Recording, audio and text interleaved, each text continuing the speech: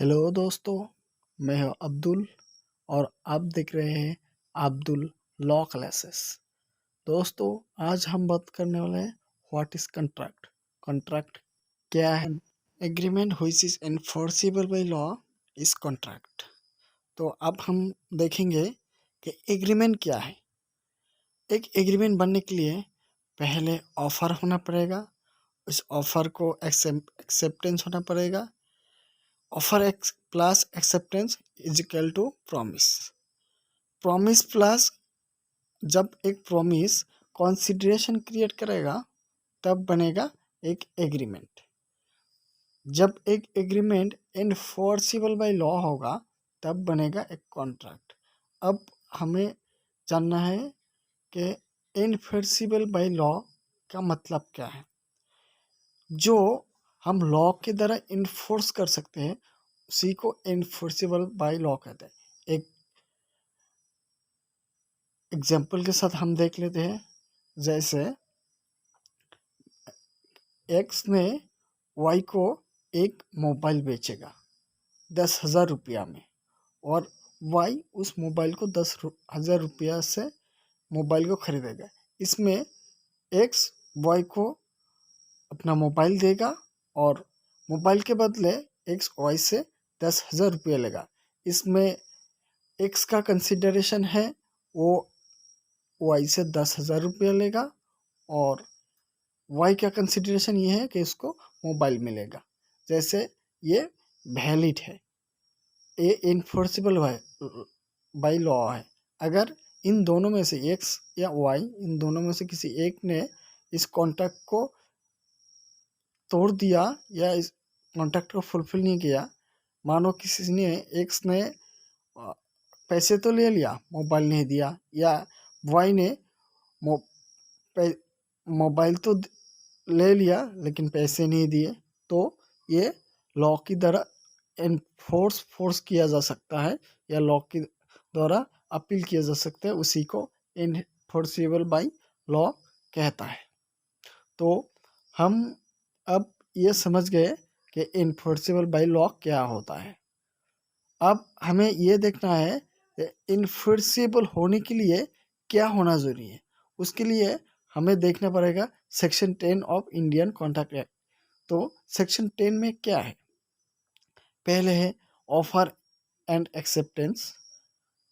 इसमें 5 क्राइटेरिया है जो फुलफिल होना पड़ेगा।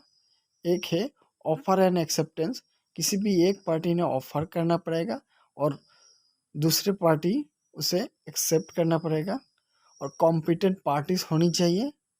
कॉम्पिटेंट पार्टी का मतलब क्या होता है? जो होता है कॉम्पिटेंट का मतलब है जो पर्सन होता है या पार्टी होता है वो साउंड माइंड होना पड़ेगा और मेजर होना पड़ेगा। और तीसरे आते हैं कंसीडरेशन। इस कॉन्ट्रैक्ट या एग्रीमेंट कंसीडरेशन क्रिएट कर रहा है या नहीं, ये जो ऑफर और एक्सेप्टेंस हुआ है वो क्या दोनों के लिए कंसीडरेशन है या नहीं। अगर है तो ये वैलिड होगा। उसके बाद आता है लॉफुल ऑब्जेक्ट।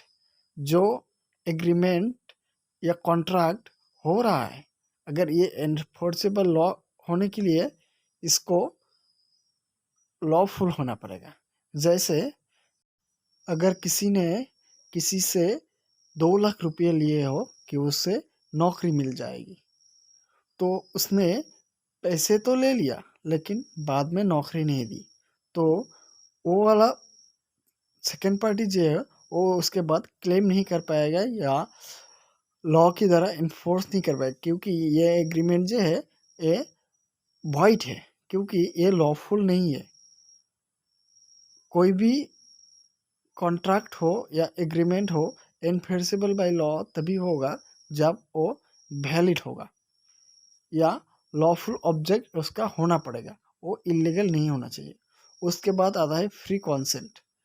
कॉन्सेंट का मतलब है वो इसके लिए अपनी इच्छा जाहिर करना पड़ेगा। तो फ्री कंसेंट का मतलब क्या होता है? जो इंसान या पार्टी अपनी मर्जी से उस कॉन्ट्रैक्ट के लिए अपनी मर्जी से हाँ कहे, तो वो होता है फ्री कंसेंट।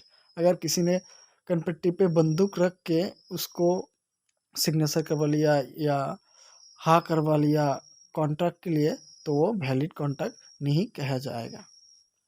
तो दोस्तों, मेरे ख्याल से आप लोग समझ गए होंगे कि एक वैलिड कॉन्ट्रैक्ट कैसे बनते हैं, कैसे एक एग्रीमेंट कॉन्ट्रैक्ट में बदल जाता है, और किस तरह से एक कॉन्ट्रैक्ट वैलिड होता है। तो आशा करते हैं आप लोग समझ गए होंगे। तो मिलते हैं अगले वीडियो पर। आज आज के लिए हम विदा लेना चाहते हैं, और अगर आपको इस वीडियो से किसी भी तरह के कोई भी फ़ायदे हुए हो तो मेरे चैनल को सब्सक्राइब करना मत भूलिए, और लाइक कमेंट शेयर ज़रूर करना। धन्यवाद।